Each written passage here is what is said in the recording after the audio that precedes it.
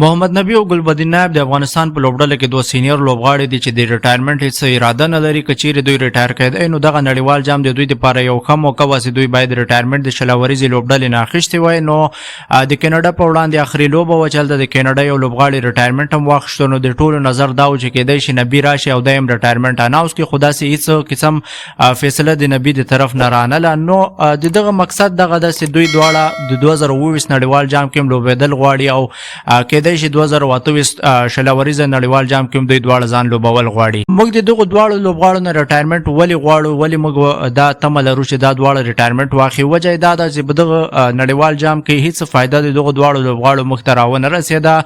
که په ګلبدین خبره وکړو زموږ کمبینیشن هم په ون ډاون کې ټول خراب کړو. موږ په اول میچ کې چانس ورکړو، 3 رنزونه یې جوړ کړو، ټوټل په 4 میچونو کې اویا رنزونه جوړ. نو په یو میچ کې چې 3 جوړ کړو بیک ټو بیک 3 چانسونه چې دا موږ شاهد الله کمال ته ورکړي وای نو کېدای شي د دې زیات ښه سکور هم کړی وای او ښه لوبېدلی هم وای.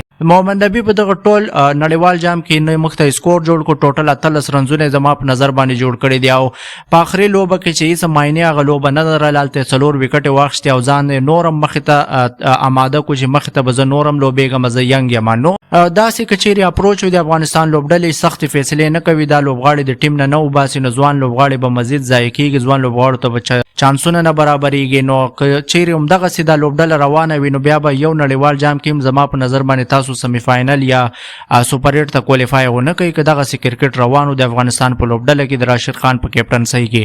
خپل رای په کمنټ کې حتما شریک کړئ او چینل هم سبسکرایب.